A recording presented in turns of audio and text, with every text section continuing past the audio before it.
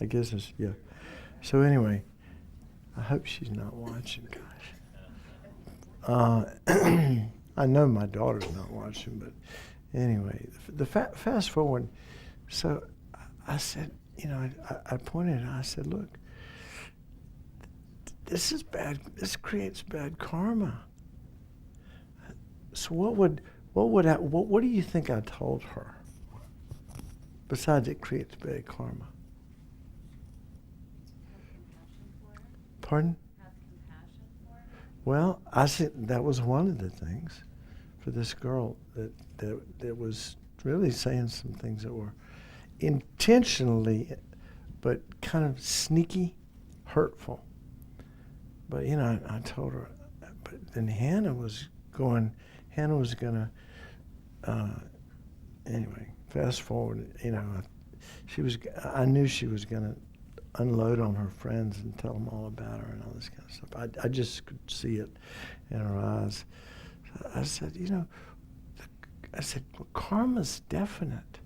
If you do something positive, you're going to always have a positive result. But if you do something negative, it's always going to come back to you. And what do you think the karmic consequences of bad-mouthing somebody or trying to turn people against somebody else? What's the karma of that? What? Hello? Yeah, people are going to badmouth you. In fact, we can even, this is one of the, we're going to go over the 10 non-virtues. I really don't want to sit here and go over all the consequences of bad-mouthing, but it's, people are going to talk bad about you. You're going to be in a place you're going to live in a place that's really disheveled. Your reputation will be shot. You won't be able to get good friends, good relationships, because it plants those seeds that what goes around comes around. The karma of that will force her, when it ripens, to have these experiences that she doesn't want. And so I said, look, for your, basically I was saying, look, have a little compassion for yourself and don't do this, and say a prayer for this girl and for yourself. And promise not to do it again. Regret, have sincere regret, and then promise not to do it again. What's the most important aspect of the four opponent powers? Those of you who've been reading ahead. What do you think it is? There's four opponent powers to purify karma. Because just because we planted, how many of us have planted bad karma even today? I mean, we've been doing it nonstop all day long. But we've all done some pretty juicy stuff, right? In this lifetime. Stuff that we go, ouch, I do not want to see that person in my face again, or I don't want to have that experience happen to me again, in the future. So the first thing is that we take refuge. We take refuge in Buddha and enlightened beings, their teachings, and the spiritual community, and also compassion. That's what the ground that we stand on when we get up from our negativity. This is called the power of refuge. So, and then the second one is regret. So we have to be honest with ourselves. Nobody wants to be honest. I'm not saying nobody, but most of us are very sneaky. As George, this guy named Sanghi Sandup, his real name is George Dreyfus, but George was the first Westerner to achieve the degree of a Geshe at like summa cum laude. George was like truly a genius, really, really smart guy. He was from the French-speaking part of Switzerland, but he learned how to speak Tibetan, and he got what they called the Geshe Larumpa degree. Well, George was talking about how he came here before Kadampa Center ever got started. We went having little Dharma teachings here and there, and George said, the one thing I remember, he said, we have enormous potential for self-deception. Do not fool yourself. We think our motivation is positive. Check again. Our motivation, is always, until we reach a very high level of spiritual realization, going to be tainted by selfishness. So we have to be willing to be brutally honest with ourselves. So that second one is regret. We have to regret. So I wanted Hannah to regret, the slander. Then the third one is called the remedy, the power of the remedy. And that could be something like, for example, apologizing to somebody, just something as simple like that. And if you understand that karma is, how fast does karma grow? We talked about that last time, didn't we? It's like expandable, exponentially. So one little karmic seed of kindness, like if you smiled at somebody on the way in, by the time you leave here, that little tiny karmic seed could be like, that one seed might be like 1 billion karmic seeds that are going to lead to happiness, because karma grows that fast.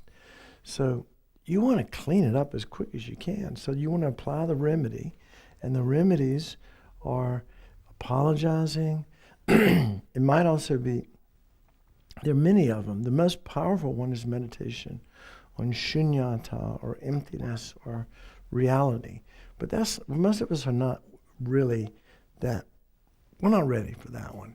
But that's the most powerful one. But cultivating compassion, doing Vajrasattva mantra. We have, in the next class, we'll start doing a little bit of that. That's a visualization practice. It's a tantric visualization practice. Reading Dharma text, working for the benefit of others in any kind of act of generosity. So you can imagine making a donation to a charity. It just is. Sometimes I sort of pair. It's like there's something active that we do that is positive, and it also demonstrates the sincerity of our regret. But the most important thing of all the four opponent powers, is to promise not to do it again. Now, we don't want to lie, do we? So if we have problems with anger, and you say, well, I'm never going to get angry again. What do we got? We just lied on top, because we know we can't do that. We can't keep our word on that. So maybe we say, I'm not going to get angry for a minute. I'm going to start out slow. 2 minutes, 10 minutes, whatever you think you can do. Gradually you build it up. I know I have friends in AA, and they're likely some people here in some corner of recovery. I don't know for sure, but just guessing. And I think they have a saying, 1 day at a time. But, for us, trying to purify our minds, sometimes it's like 10 minutes at a time, or 1 minute at a time. So so that's important. It's the resolve. So they call it the 4 R's. It's just easier to remember that way. Refuge, refuge in what we call Buddha, Dharma, Sangha, and compassion, bodhicitta. That's to connect with our spiritual potential, really. Refuge, then regret, addressing the action that we did, and sincerely, from the depths of our heart, realize that we just drank poison. Regret is not the same thing as beating yourself up and feeling guilty. When in Buddhism, when we do something that's destructive or harmful, the appropriate response is regret, not guilt or self-deprecation. I've just drank poison. It's going to kill me. It's going to cause me to suffer in the future. And so I regret it from the depths of my heart, regret it. Then the remedy, which could be mantras, it could be prostrations, it could be actually printing Dharma texts, reading, acts of kindness, many different ways that could, of course, apologizing if we've done something to somebody else and we can do that skillfully. That's important. And the last, and the one that's the most important one, is the resolve. Because we could just turn around and do it all over again, couldn't we, without that resolve? So that's really considered to be the most important of the four opponent powers is the resolution to not do it for a certain period of time, that you can actually keep that promise. So, excuse me, I have a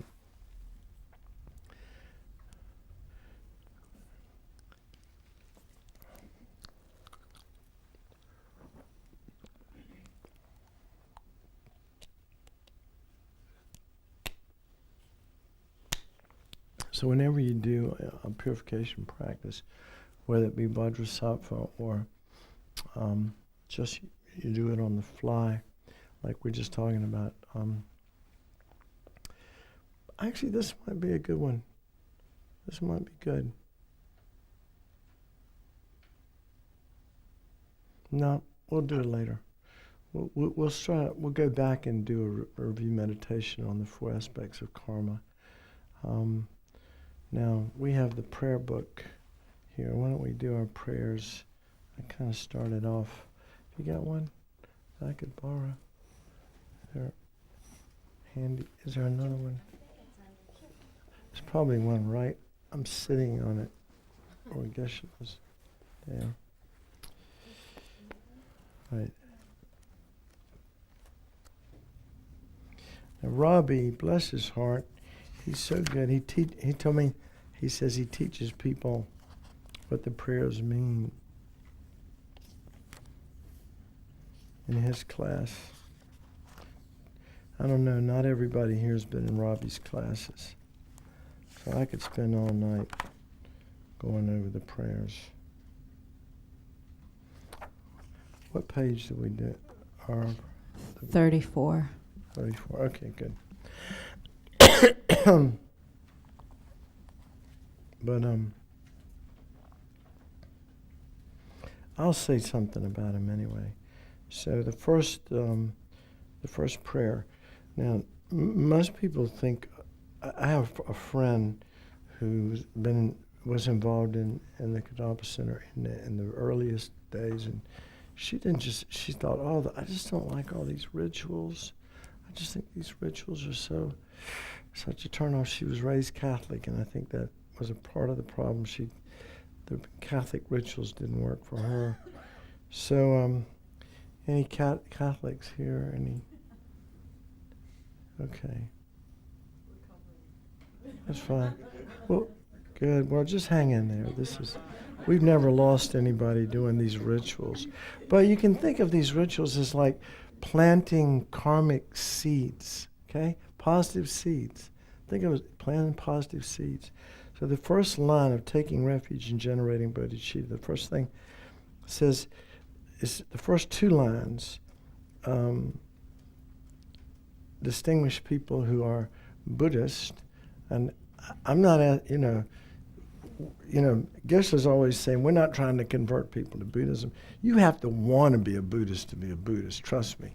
So if you beg us, Geshe-la will give you the refuge vow.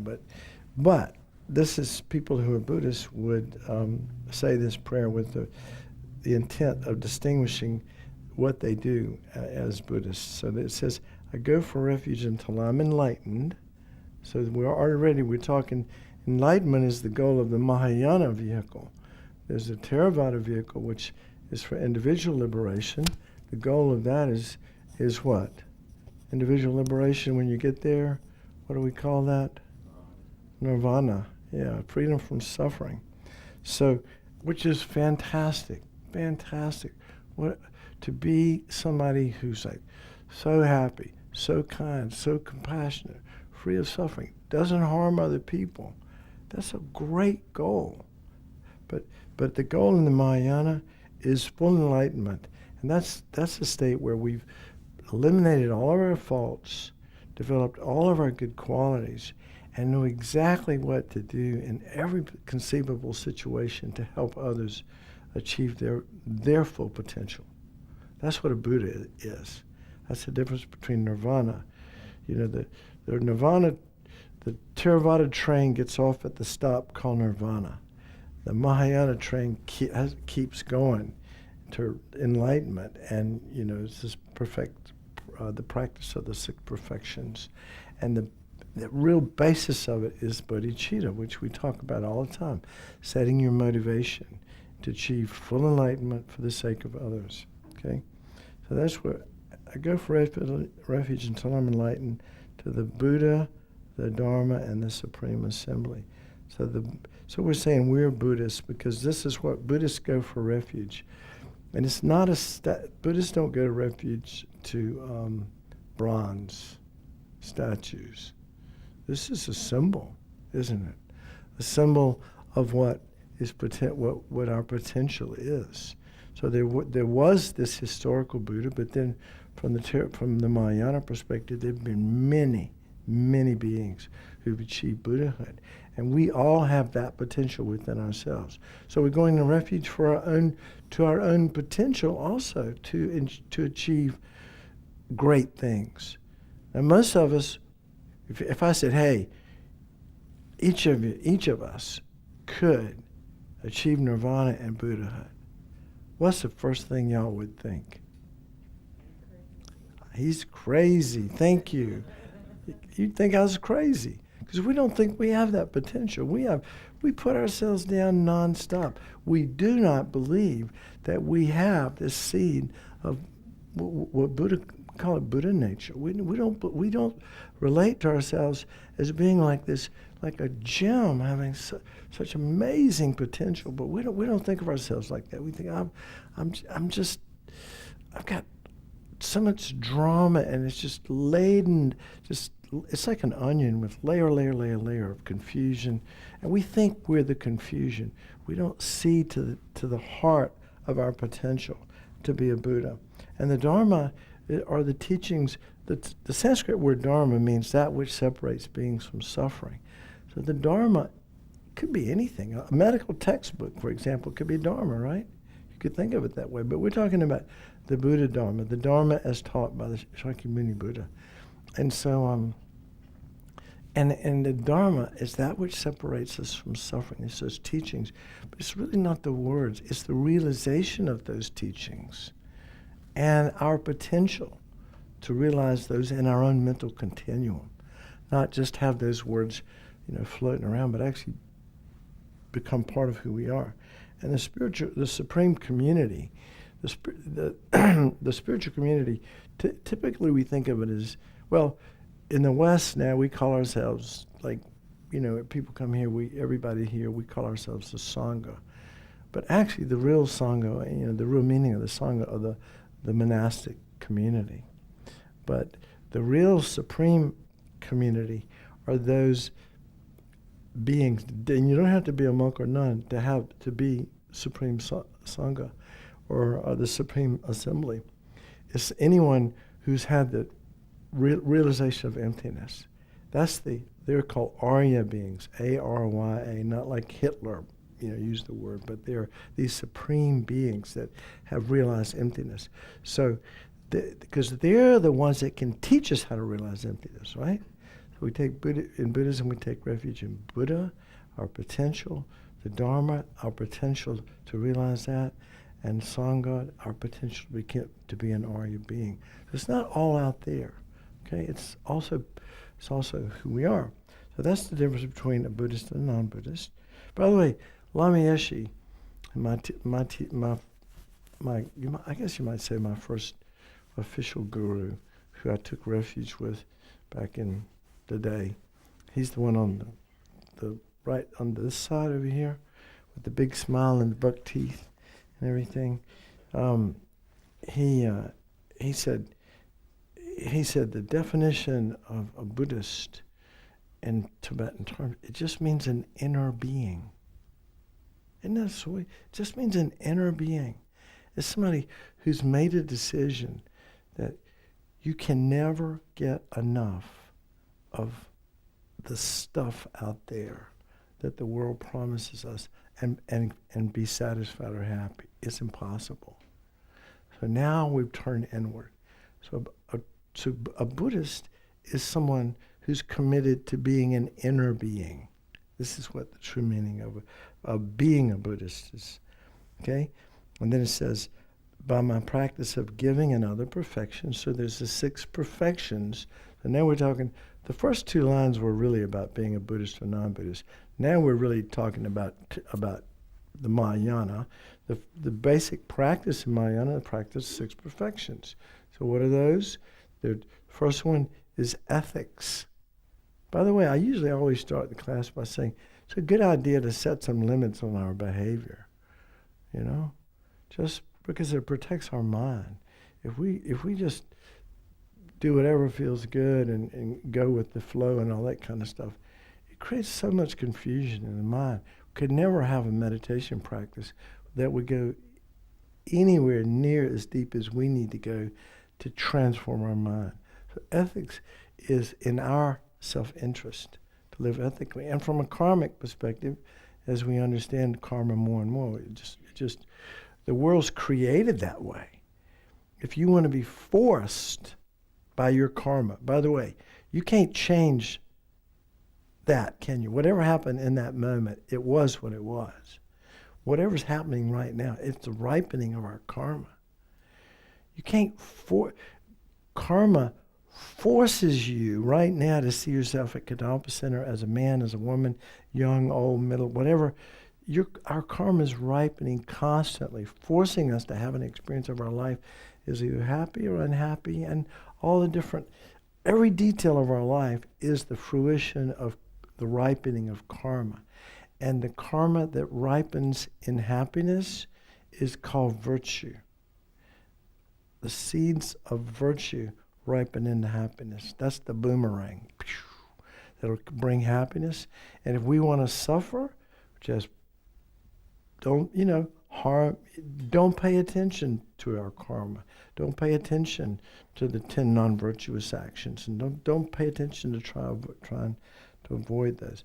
By the way, the 10 non-virtuous actions, there's 3 of body, 4 of speech, and 3 of mind. So these are, and we've got a meditation on that in this class. The 3 of body are killing. Now we go from heaviest to lightest, okay? So this is why we say, some Venerable Rabina tells people to, if you can't do it, because your mind's, at this point, we can't control our mind, can we? Forget it. You sit and meditate. We can't even count to 10 before our mind takes off. But we can learn how to control our body and our speech. So that's a good place to start. So Rabina says, keep your hands to yourself and your mouth shut. It's a good place to start as Dharma practice. So the 3 of body are killing, that's the heaviest one, taking the life of any living being, stealing, and sexual misconduct. This is anything that harms others sexually. And there's teachings in all of this stuff. So those are the 3 of body.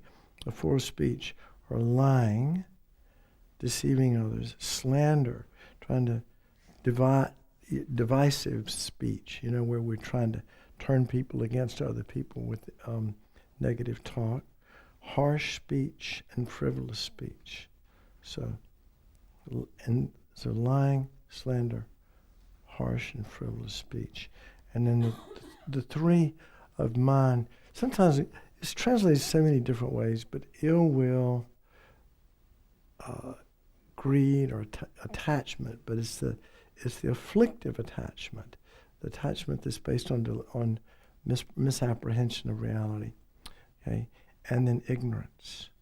And ignorance is big subject, because, part of ignorance, this is interesting, part of ignorance is not believing in your own potential.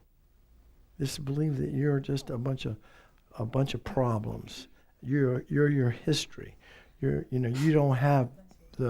don't believe in your own ability to achieve extraordinary things with this life, with this body, with this mind. But it's also disbelief. It's like totally dismissing the teachings on karma, dismissing the teachings on the potential for full enlightenment, and a lot of other things, but also not knowing reality. So that's what he's saying here, is saying, by my practice of giving and other perfections. So there's ethics is the first one. Generosity is the second one.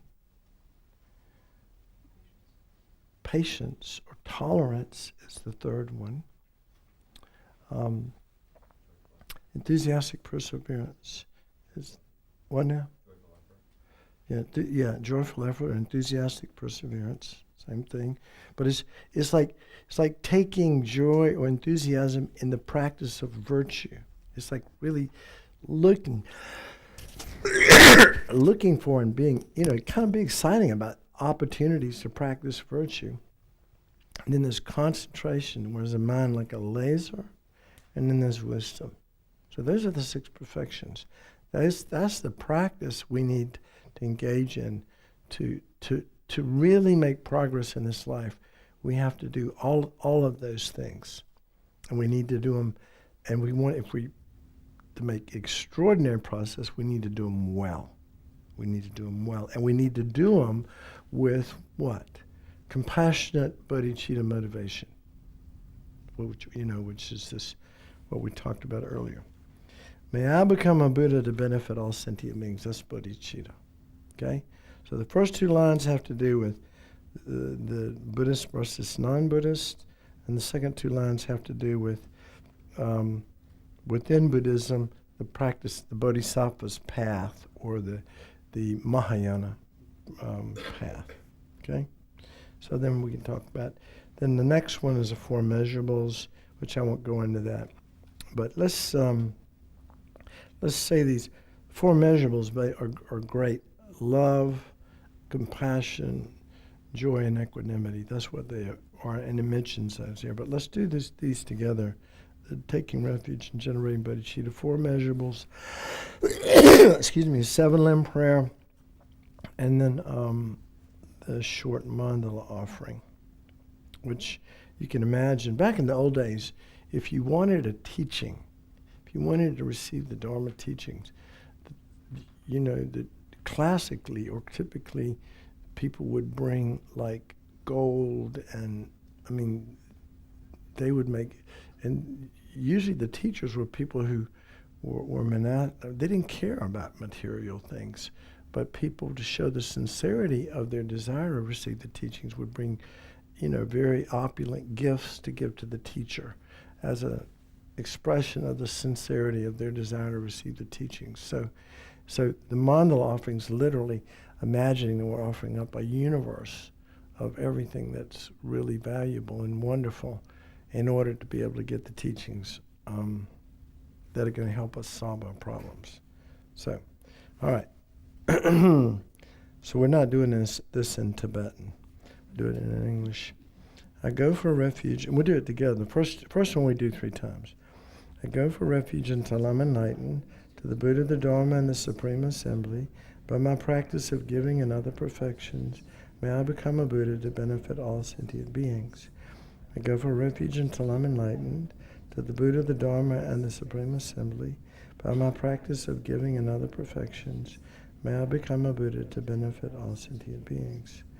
I go for refuge until I'm enlightened, to the Buddha, the Dharma, and the Supreme Assembly. By my practice of giving and other perfections, may I become a Buddha to benefit all sentient beings. May all sentient beings have happiness and the causes of happiness. May all sentient beings be free from suffering and the causes of suffering. May all sentient beings be inseparable from the happiness that is free from suffering.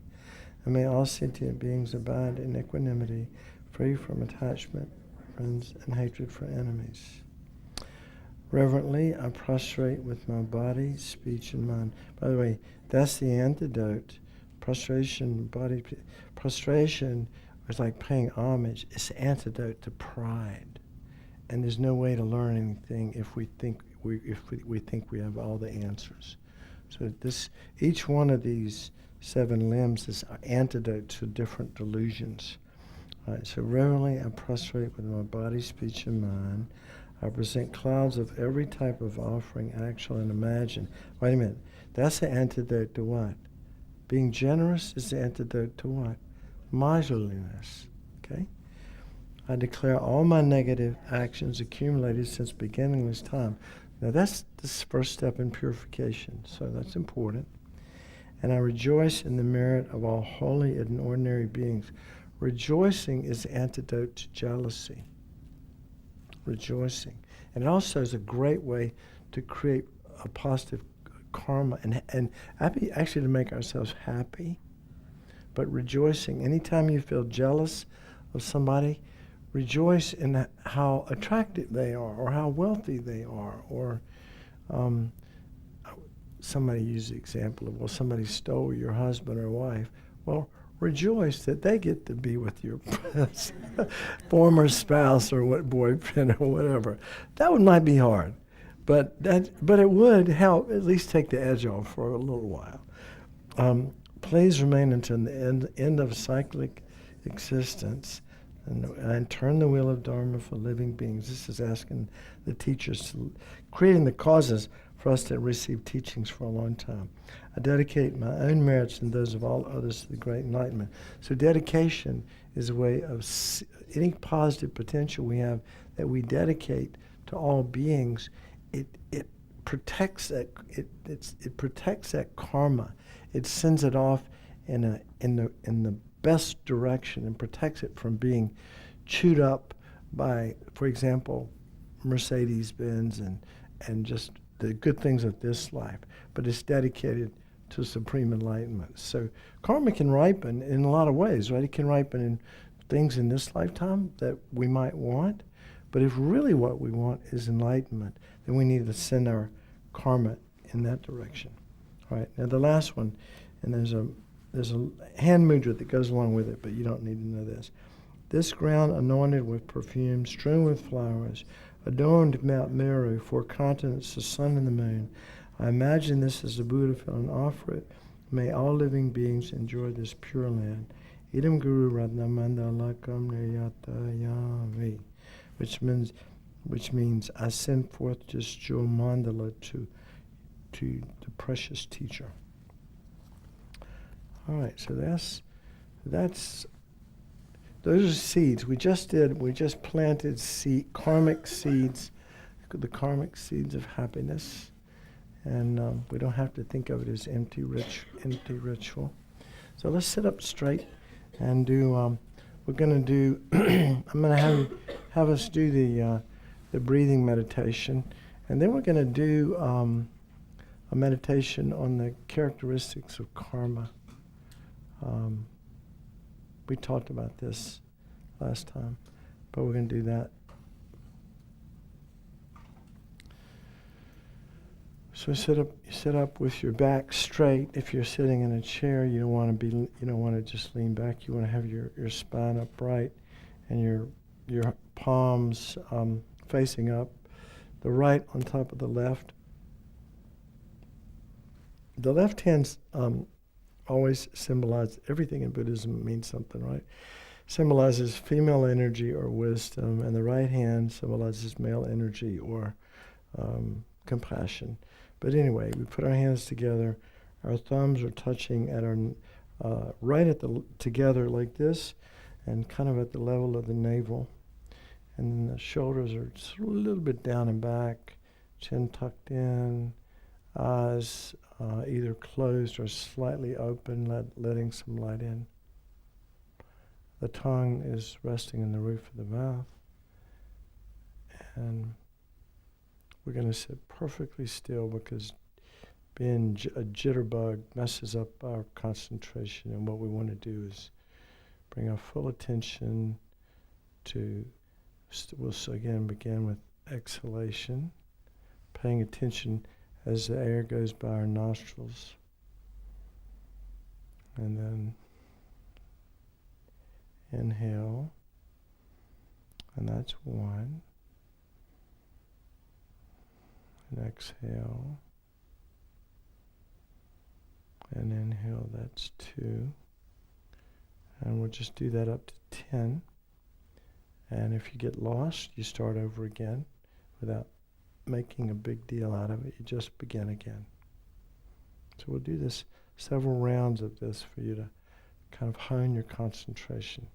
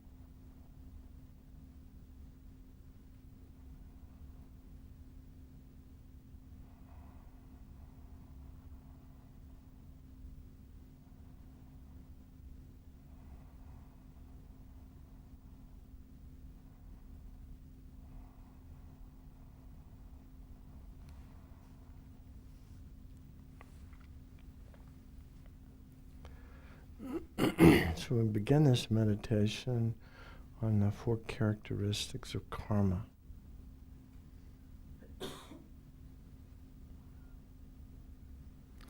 And the purpose of the meditation is to build up our understanding of karma, to recognize the power of karma, and to develop enthusiasm to create even the smallest virtue and avoid the slightest non-virtue. So remember, we defined virtue last week as an action performed that the consequence, the long-term consequence of that action is that it brings us happiness. Not because sometimes we do stuff in the moment that brings us happiness, but long-term big problems. So that's not virtue. Virtue is a long-term consequence of an action brings happiness. And non-virtue is the consequence, long-term consequence brings suffering. So we don't want suffering, and we do want happiness. So we need to learn how to practice virtue and avoid non-virtue. So the first law of karma. And these are things we need to memorize, by the way, these 4 laws. First one is that karma is definite.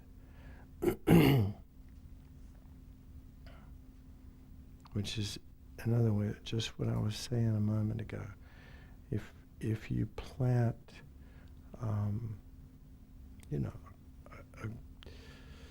if you plant an acorn, right? We get an oak tree.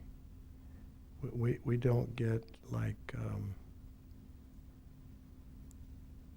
we don't get some fruit tree like a banana tree. So the seeds that we plant will ripen according to whether they're virtuous or non-virtuous. So again, karma, and it's definite. It's definite. There's no doubt about it. Positive actions will always result in happiness, and negative actions will always result in suffering.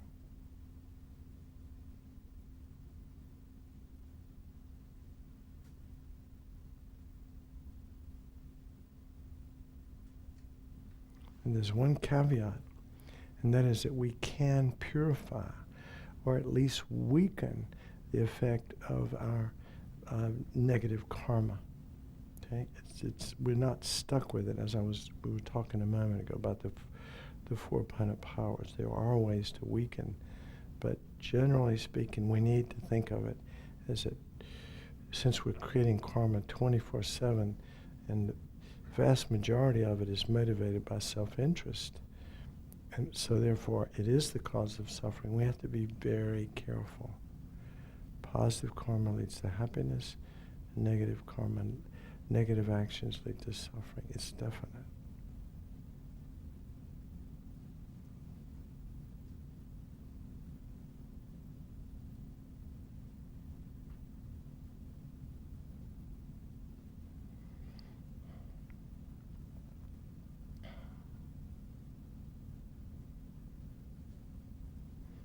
So actions motivated by loving kindness, generosity, faith, wisdom, always are going to bring us happiness.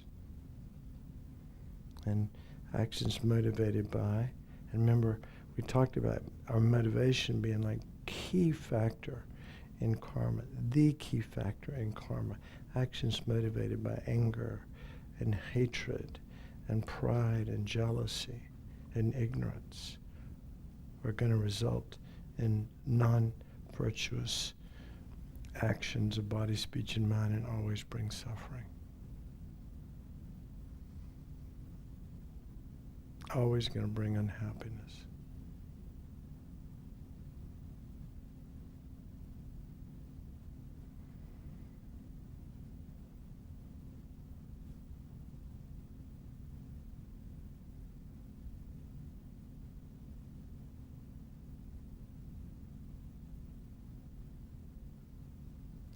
And so for a moment, bring to mind some things that you've done that were virtuous and some things that you've done that were non-virtuous. in the past. And think about these in relation to this fact that karma is definite.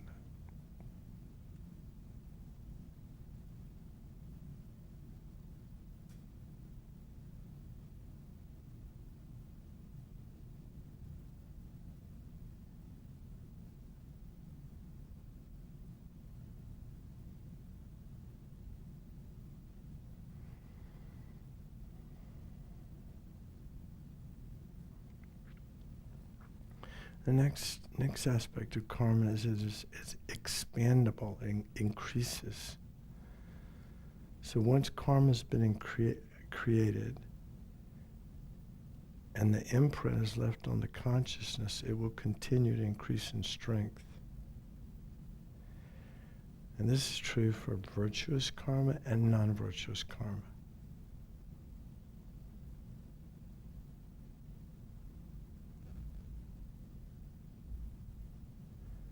And so actions that seem sort of not very significant, or it wasn't a big deal, or things like that, they are a big deal to our mind because they grow exponentially.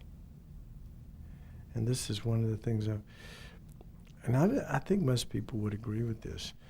If you look into your life's experience, whenever we've done something that was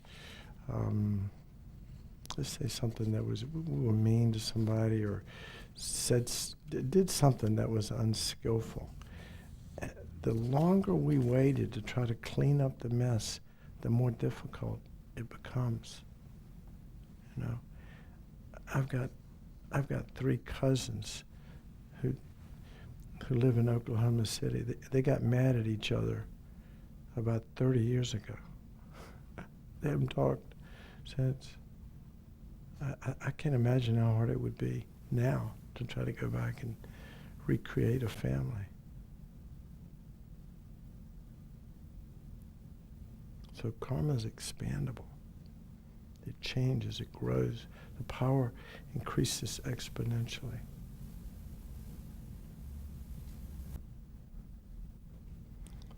And so as quickly as we can, when we recognize that we've done something negative, then we want to clean it up. And any chance that we can find that we can do something positive, just a smile, or giving $1 to a beggar. Maybe you stop at you get stopped at the bottom of one of these exit ramps. Somebody's out there begging. You don't know what they're going to do with the money, but it might just be good for us to practice generosity, because as an antidote to our stinginess. So we look for opportunities to practice generosity, because we understand that karma is expandable, and eventually the results will come. And then you could say, well, that's selfish, because you just want good stuff for yourself down the road. Well, it could be selfish, but it could be that you're aware of the laws of karma, and you know that it's going to bring great things to you in the future, and that's going to make you more effective in your ability to help others. Nothing wrong with that. So we can't read other people's minds, but we know our own mind, and we need to, understanding that karma is expandable and increases. We can use it to our advantage, and encourages us to practice virtue, even the slightest virtue, and avoiding even the slightest non-virtue.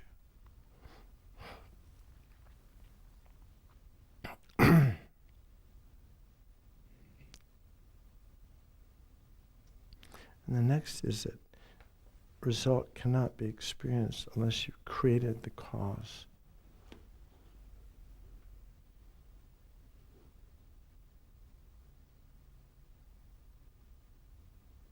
There's no effect without a cause. Recall examples of happiness that you've experienced in the past. while it may seem that external conditions brought about the happiness, it would not have been possible to experience these unless you created the cause. In the same way, bring to mind some experiences of suffering or unhappiness that you've had in the past. It may seem that external conditions or other people were the cause of these experiences, but consider how it would not have been possible to experience these unless you created the cause.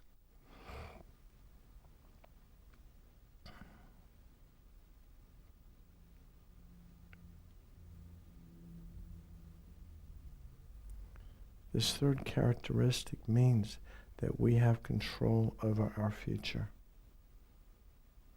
Reflect on the happiness and positive conditions you hope to experience in the future, and how it's impossible to experience those unless we create the cause.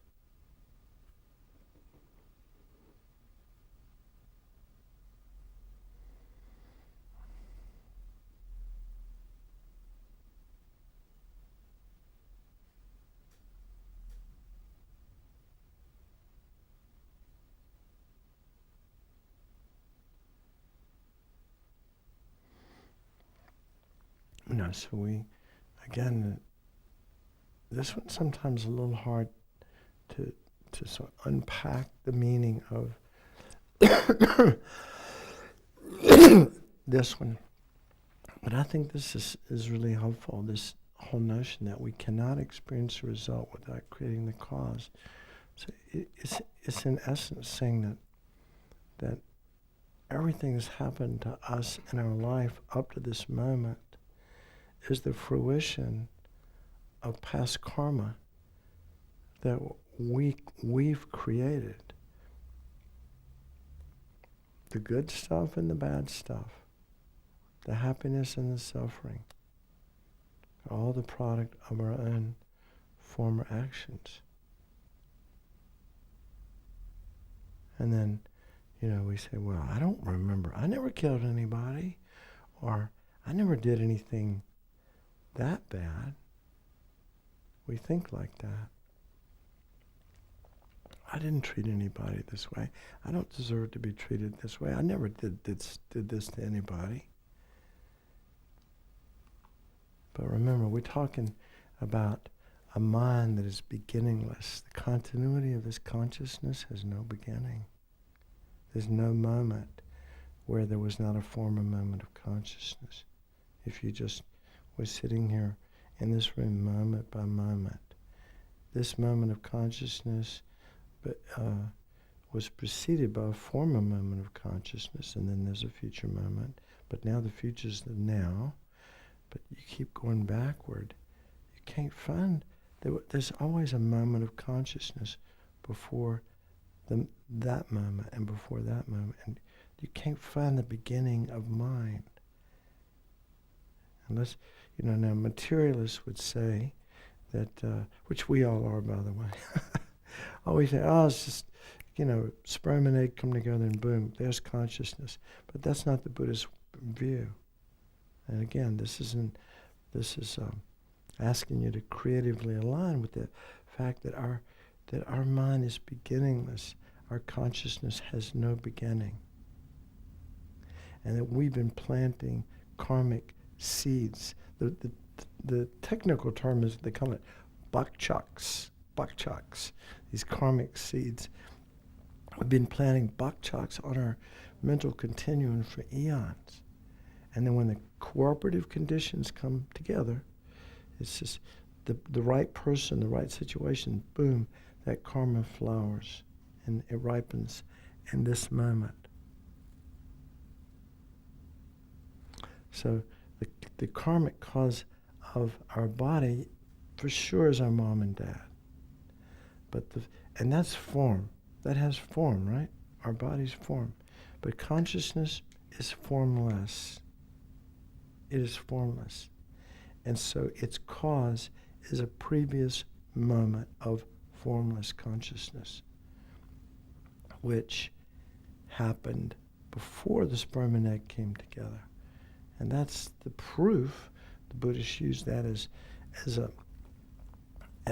sort of a way to think about rebirth and try to develop some faith in rebirth when we realize that consciousness couldn't have a beginning. Something that's formless has to be caused by something similar to it, which is in the formless moment of consciousness. And now we're off to the races. There's no beginning. And we've been planting seeds that are now, some of them,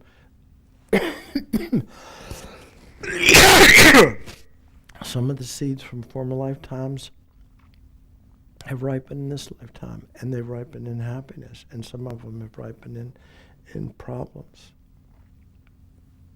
The stronger the karma, the stronger the result. So if there's big suffering, it was created by something very powerful, and big happiness, something very powerful, like that. So again, we cannot experience a result without creating the cause. So, sorry. So I love this teaching because it really means that I'm never a victim. That I want to go to victimhood, and I nominally, I think I mentioned in the first class. I mean, when I was 11 or 12 years old, one of my father's employees would kind of, in a way, sexually molested me, and I didn't get hung up on that, but from a karmic perspective, it's much easier for me to let it go, and have some compassion for him. Think of the mess he made for himself, and for me, that karma's finished. It's purified. It's gone. I don't have to experience the result of that anymore. Cannot experience a result without having created the cause. So it's really good to come at life from the attitude of accountability. And these teachings on karma help us to do that. Some people can just do it. Some people just say, hey, I'm responsible, I'm accountable, 100%. And they don't have these teachings on karma. It's just how they come at life. And they're happier people because they don't get hung up on victimhood and being angry and resentful and can't let go because they're really are a victim, which is a very painful place to live. But being responsible and accountable, this is what this teaching is saying. We cannot experience a result without creating the cause. So helpful for our mind. So helpful. Think about it. And it doesn't mean that we are bad or wrong or to blame. If I wasn't to blame for this person doing this to me, I didn't go to blame. Just it happened. It was a result. And it's done. It's finished. You can't say a little child is to blame, for when stuff like this happens, or these people that are, if we want to use grotesque examples, all of these mass murders that happen, people in malls and stuff. I mean, they're not to blame. They didn't. You could say, well, they didn't do anything wrong. But remember, that's a superficial level of karma. We talked about turning. When you turn on the car, you just turn the key on, and that's the ignition, and the car. It looks like, oh, that's the superficial level. The car gets turned on, but the real cause of the car being turned on is the battery. In a situation where there's bad things happen, and good things happen. We don't have to focus on negative. Focus, good things happen. It looks like, they're happening because we made a good choice. We made a good investment, and therefore we hit the jackpot. Or we bought the lottery ticket that won. That it looks like that's the cause, but the real cause is underneath that. For winning the lottery, it was generosity. For having, been killed in a mass shooting is because we've killed in the past. By the way, there's nothing we haven't done in past lifetimes. This is kind of a wake-up call this is useful to think from a Buddhist perspective. All those 10 non-virtuous actions, we've done them countless times. We're not, we have done everything so many times, it's unimaginable.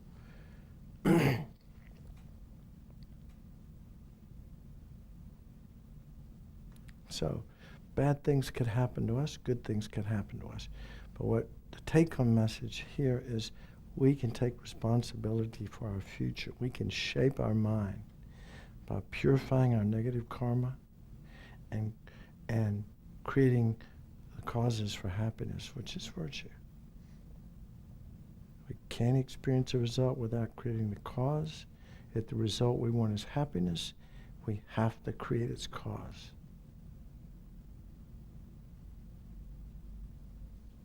Tame our mind. Practice ethics. Be compassionate. Be kind. It's in our self-interest.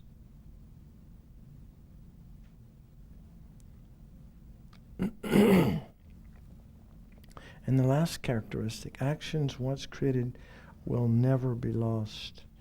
A karmic seed is never lost, no matter how long between the creation of the action and the experience of the result. When the appropriate conditions coincide, the result will be experienced in this or some future lifetime. Unless purified, whatever non-virtuous action we've created will remain in our continuum until eventually they bring their result. Likewise, whatever virtuous action we've created will remain in our continuum and will eventually bring its result. So karma is like never lost. This is why it does help, to have trying to understand karma is to be open to the possibility of past lifetimes. And I know that's not our cultural thing, and I know that's hard for some of us, but just be open to the possibility that it might be true. That's where I am. I can't prove it, but I'm open to the possibility, and it certainly makes karma. It breathes life into the teachings on karma. It makes them.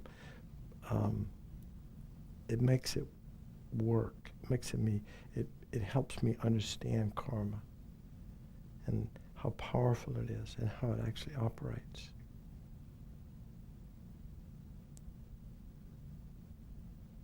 So tiniest action will eventually ripen in happiness. We don't have to doubt that. It's never going to be lost. Tiniest action of non-virtue eventually will bring suffering. It'll never be lost. So when we hear these teachings, all of a sudden there's so much emphasis on being present, on being mindful. You see all these books in the grocery store now. Mindfulness, mindfulness, mindfulness. It's like all over the place. We have to be mindful. We have to understand what's in our mind. And when negativity arises, apply the antidote. Let it go if we can. If we can't, we look for other antidotes. And if positive mind states arise, we try to cultivate those, rejoice in those.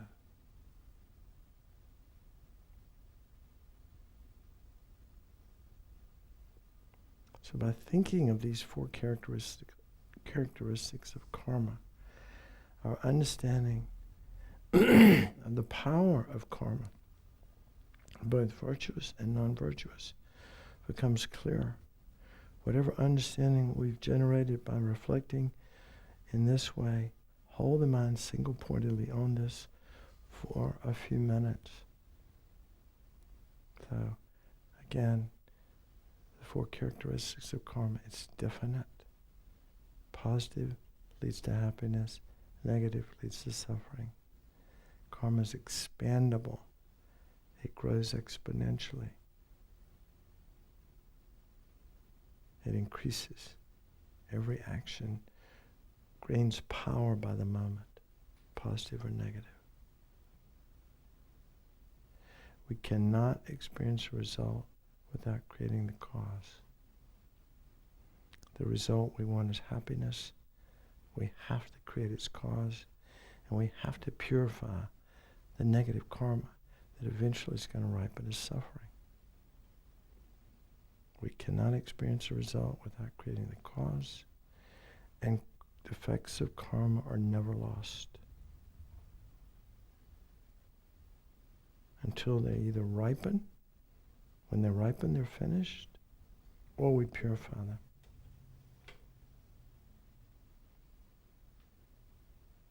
So hold your mind on whatever flavor you get from these contemplations. Just hold your mind single-pointedly on that for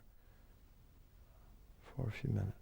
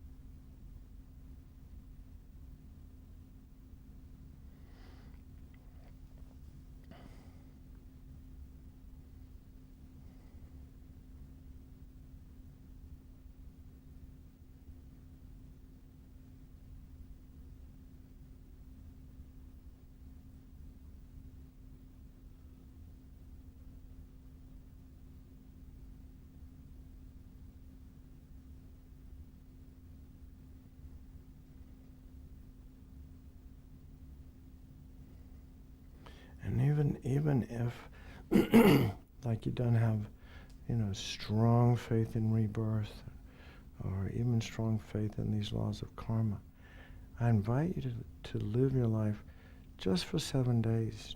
We'll just practice this for a week, being mindful of these 4 laws of karma, and trying to live in accord with these 4 laws of karma. And then we'll see how the week goes.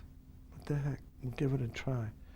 The Buddha, by the way, when he was teaching, it was like his approach to teaching was like, come and check it out. If you want to, come and check it out. I don't need to teach, but I invite you to come and check it out. And if you find something that makes sense, that doesn't hurt you, that doesn't harm others, it fits your experience, then put it into practice. Put it into practice and see for yourself if it makes a difference. If it does, great, you keep doing it. If it doesn't, then forget it. Let it go. Move on. That's okay.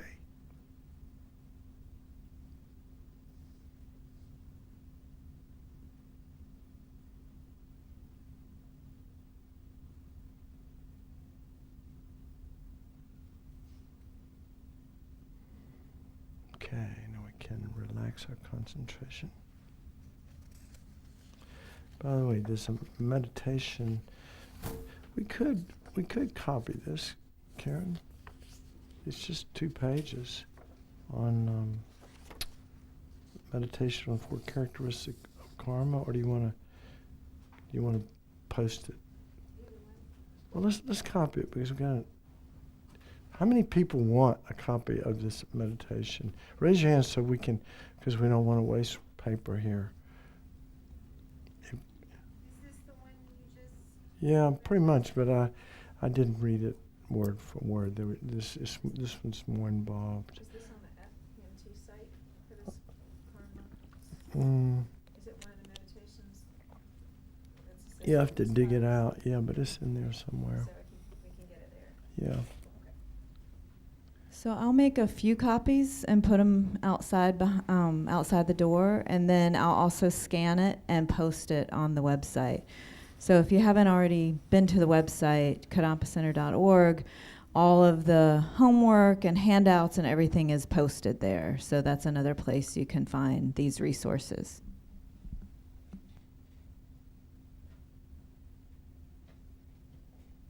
All right.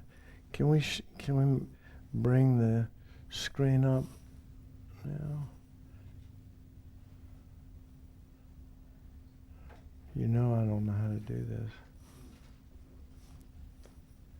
I've got it.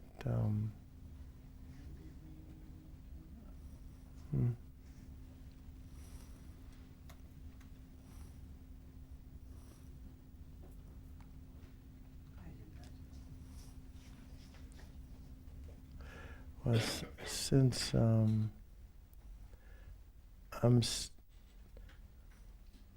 guess you could say I'm a little lazy, but I like, this is stuff I wouldn't ordinarily teach in this class, to be honest with you. So I'm going to cover this, the exams that Renee Ogilvie put out. What do you got? Nothing?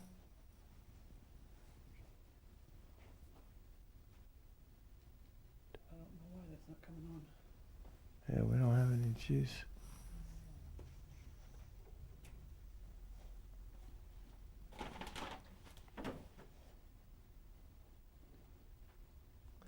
Well, I could just jump right in here without it. There we go. Oh, it came on. Hey. Now I can't see it. I took this quiz yesterday and I scored 100%. I was hoping it would go away. Yeah.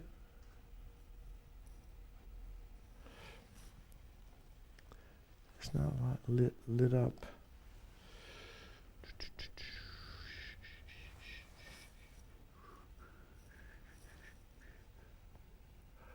I want it.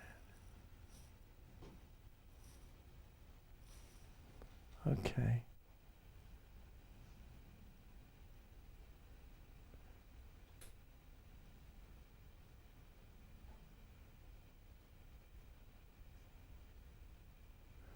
See, I was able to get rid of the quiz.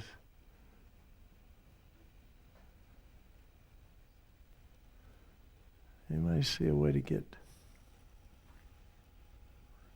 Oh well, I'll have to review my answers.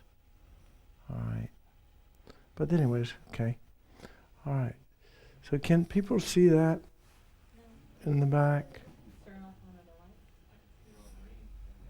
All right. Well, hey, I can barely see it and it's sitting in front of me.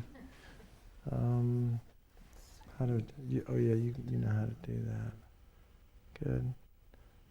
Good. Scroll down. That's fine. Yeah. Okay, here we go.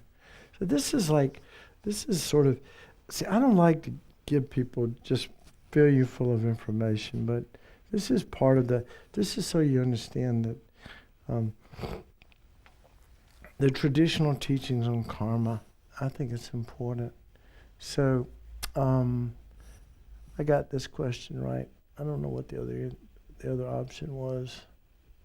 Shucks. Okay. All right. Whether a karma can be classified as skillful or unskillful is predominantly determined by your motivation, right? We use the word sometimes intention and motivation interchangeably. But I talked about this too. Any action motivated by non-attachment, because we have to be mindful in the moment. If we're getting ready to do something and we know we don't want to suffer, then in the moment of doing some action of body and speech particularly, we need to be really clear what our motivation is. Okay?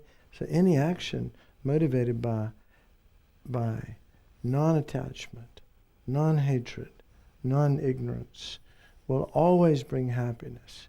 And any action motivated by greed, hatred, or ignorance will always bring suffering. So being aware of our motivation, and as Dalai Lama says, my religion is kindness. So hey, if your motivation is kindness, you're probably going to be in the ballpark. You're going to be in a good place. All right. So here we go. All right.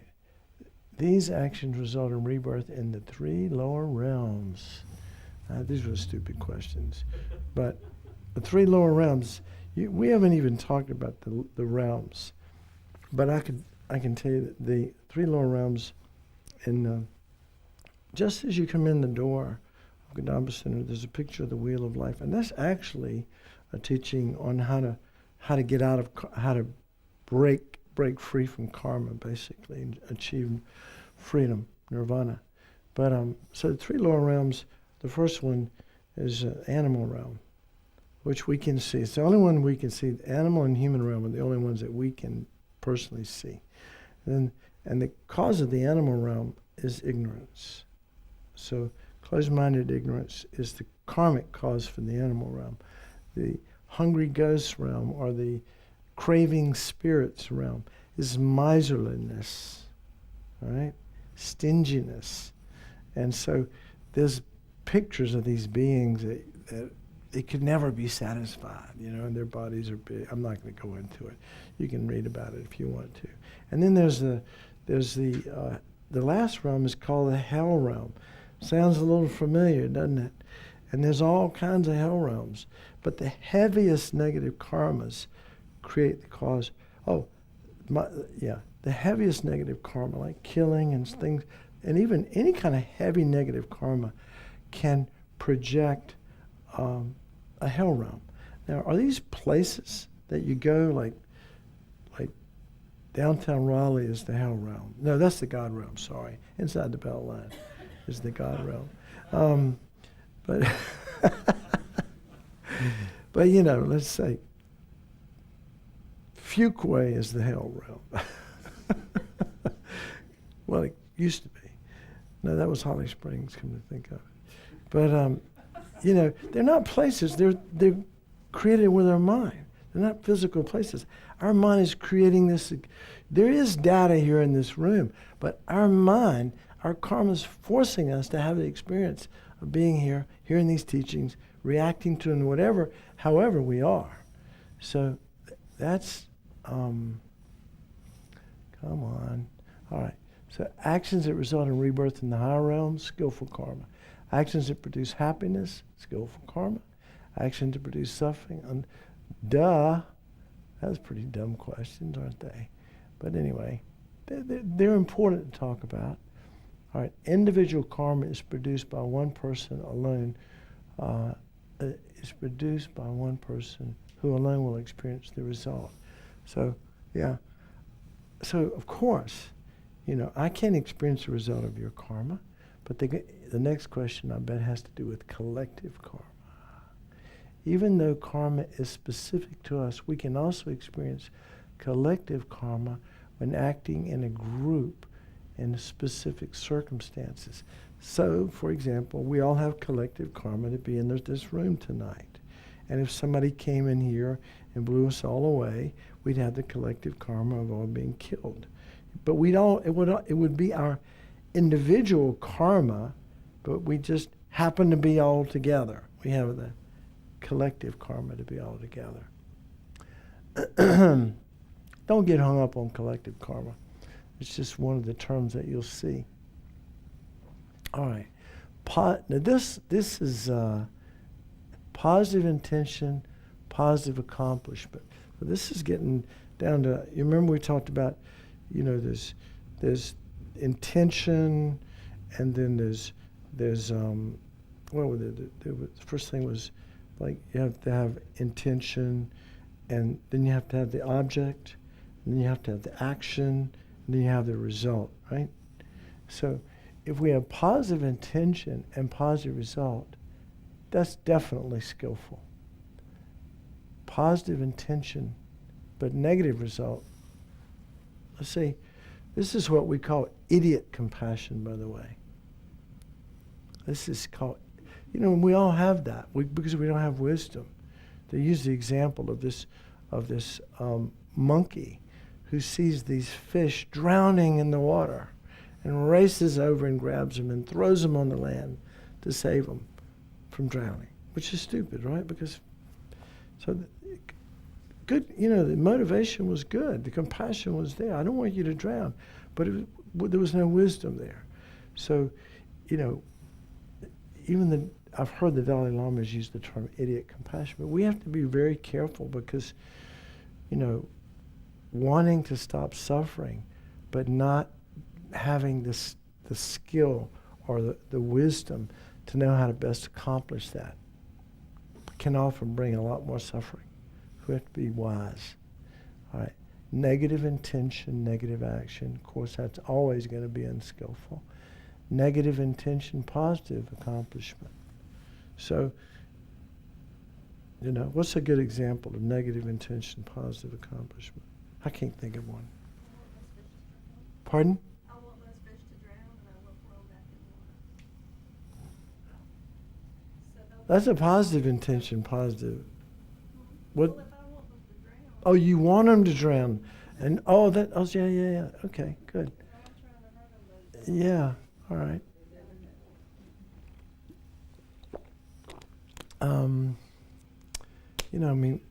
We can do stuff that we think is going to be negative, and it can turn out positive for whatever reason. That's what that's pointing to. All right. Now, when Lamiash uses the term idiot compassion, what pair of intention and accomplishments is he referring to? So, positive intention, negative accomplishment. So again, we always talk about, in Buddhism, we talk about the two wings of the bird. The two wings of the bird are wisdom and compassion. You have to have both. To get enlightened, we have to have both. To find true lasting happiness, we have to have both wisdom and compassion. All right. Now this is something, again, this is information. You don't have to get hung up on it. Throwing karma is a type of karma that determines the realm of existence we're born in the future life. So at the moment of our death, this is why the time of your dying, a peaceful death is so important, because the state of our mind at the time of our death will literally, we could have been the worst possible person in the world. But let's say on our deathbed, we accept Jesus Christ as our Savior. How many people have heard of that? I mean, that a lot of people in the hospital or the chaplains are working with people like that, and their minds turn from, their to a more positive mind state, right? So but from a Buddhist prospect, dying, or that mind at the last moment of death, is the main determinant of whether we're going to go to a higher rebirth, or be reborn in one of the joyless realms, as I talked about, those lower realms. So that's why, for example, one of the best ways to die is to practice Tonglen, and we'll do that. That's that practice of taking on the suffering of others and giving them happiness.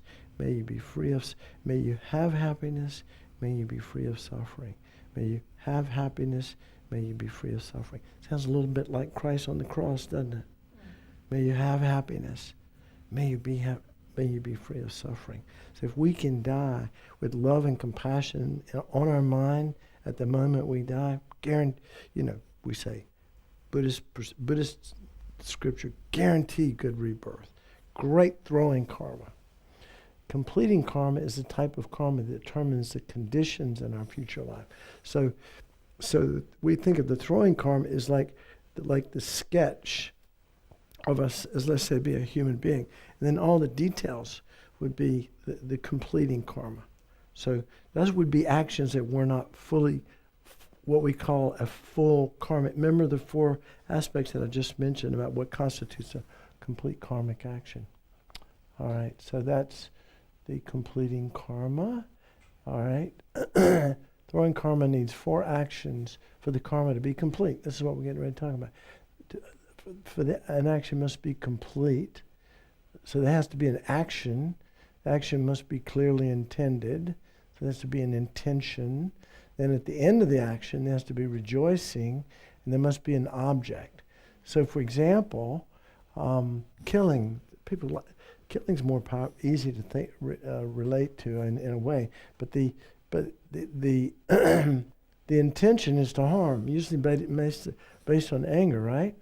And then we have a person, and then we actually do something. We take their lives, and then we rejoice in it. That's called a completed karmic action. And that will create a throwing karma that creates a whole new lifetime. Okay? That's a completed karmic action. All right. This is all right. We drive along in a car at night, and inadvertently we drive across the snake on the road. When we realize that we killed a snake, we rejoice as we hate snakes. So this is an incomplete karmic action, because there's no intention. We talked about a little bit. Intention wasn't there. The object was there, right? The result was there, but and the action was there, but there was no intention. So it wasn't a complete karmic action. It was negative, but it wasn't complete. So that would create the what we called back here the terms that anyway. All right. And then next one, please match the following. All right. Reborn in the lower realm, particularly miserable conditions. Throwing karma, negative. I don't want to do this right now. All right. We're done. That's enough excitement. So, now, there are, if we go back, let me see if I can get out of here. And then if you go online,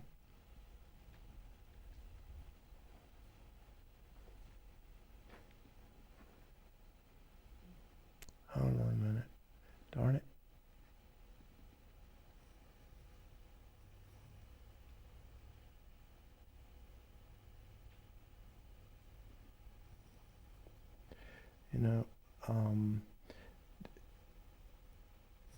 Down in here.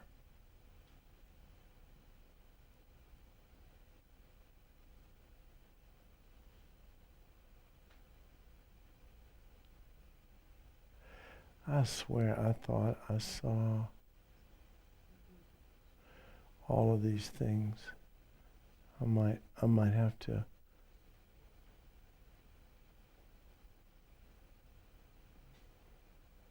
Like the meditation we just did. No. Sorry.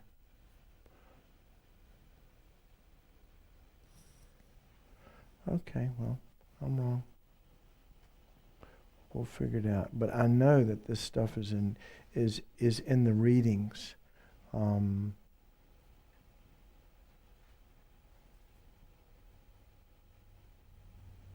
Where are the readings? Oh, here we go. Suggested readings. Required and suggested readings. So there's, okay, here's a great one. Liberation, the Palm of Your Hand. Great book if you have it, but don't go out and buy it if you don't have it. But see, these you can download.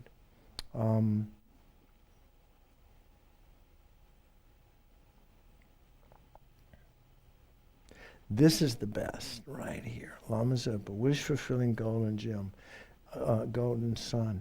It's not that many pages, but it's really hits the mark, and it touches on the 4 laws of karma and the outcome of karma, which we'll go into next week. We'll go over each of the karmas and the outcomes of what they are. So this is really juicy stuff. You're supposed to read each of these. This is really juicy. This one. Liberation, if you have the time, is great. Then these are all booklets. Tantric Path of Purification is, I'm not sure. Now this is a practice that we're going to start doing next week. And how many people have ever done Vajrasattva practice? Okay. If you can memorize the mantra, if you want to get really brave, do you have to buy this thing? Uh-oh. Pardon? Oh, yeah. I guess you could listen to it. Anyway, there's, yeah, you can just listen to it. But there's a 100-syllable mantra, Vajrasattva's mantra, that we'll do next week. And it's good to memorize it. But like I said, these are the readings that are juicy, but particularly this one, and then Liberation, if you get around to it, and Lama Zopa's teachings, right? These are going to be really helpful for next week. Okay, so let's take one moment to dedicate. So at the end of any virtuous action, we like to, it's important to dedicate the merit. Yeah. So we'll turn that down. So, so kind of imagine that we planted a lot of karmic seeds tonight. That bakchaks that have been planted in our mind stream, and we know that they're never going to be lost. And if they were virtuous, virtuous, and to the degree that our motivation was virtuous, it'll be even more powerful. And so they're going to ripen as happiness. So we should rejoice, and because we're at least effortfully trying to practice Mahayana path, we want to imagine that we're sharing. This is just not my good karma, my good karmic seeds, my merit, but I want to share it with universal living beings. I want all beings to be happy, to find happiness and to be free of suffering, not just me. So we want to, and imagine, like from our heart, the light created by this good karma that we've created, it just goes out and touches universal living beings. And we rejoice.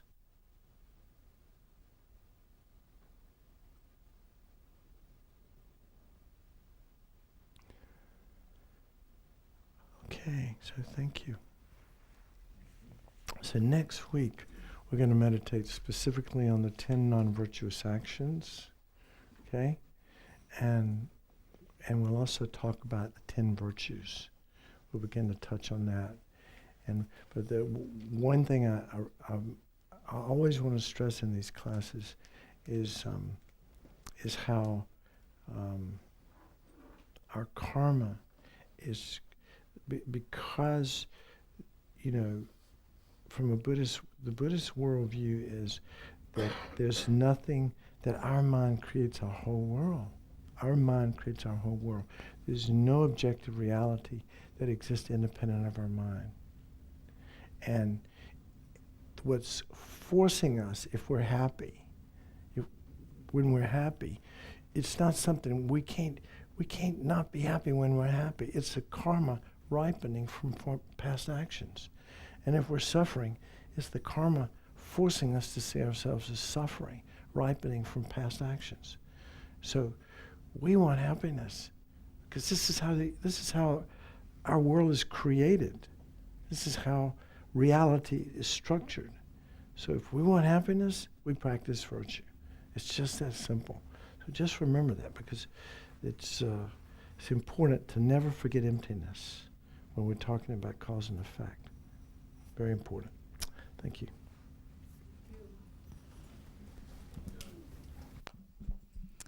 And there are plenty of copies of the handout, because I meant to make 20 and I made 40 by accident.